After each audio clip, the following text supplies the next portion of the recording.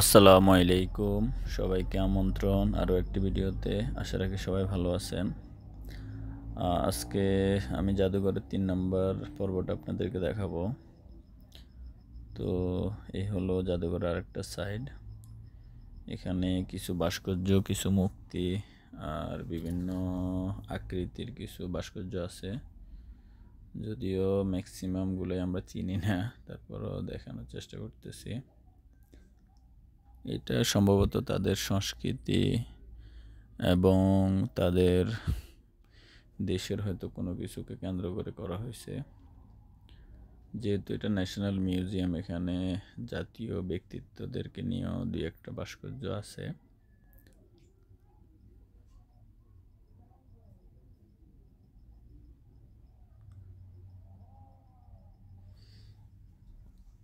তো ভাস্কর্যের পরে আমরা আরেকটা রুমে গেলাম। এখানে কিছু এক্সিবিশন ছবির আছে। তাও একই, তাদের মুক্তিযুদ্ধ এবং তাদের কিছু নেতা নেত্রী সংস্কৃতি এগুলো নিয়েই কিছু ছবি আছে এবং নিচে লেখা আছে তাদের বিস্তারিত জিনিসগুলো পড়লে বোঝা যায়।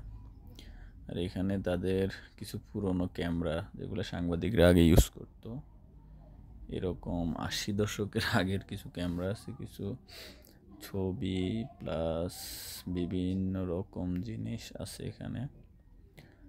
তারা যে শিকার করতো, ওই শিকারের যন্ত্রপাতি বা মারামারি যুদ্ধ এগুলাতে যে জিনিসগুলো আগে ব্যবহার করতো, তীর ধনুক সহকারে অনেক কিছু এখানে আছে।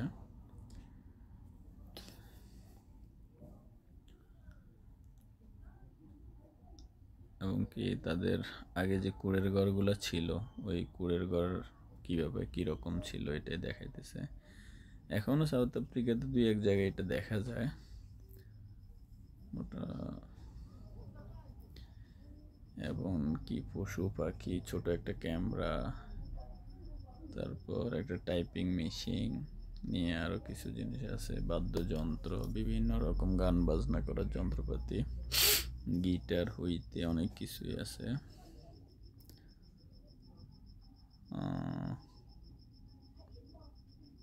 এখানে সম্ভবত তাদের শিল্পীদের ছবি, তবে একজনকেও চিনি না।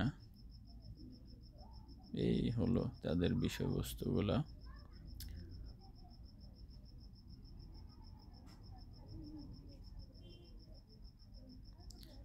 আগের কালের কম্পিউটার, টিভি, মনিটর, বাদ্যযন্ত্র, বিভিন্ন জিনিস নিয়ে এই জাদুঘরটা অবস্থিত।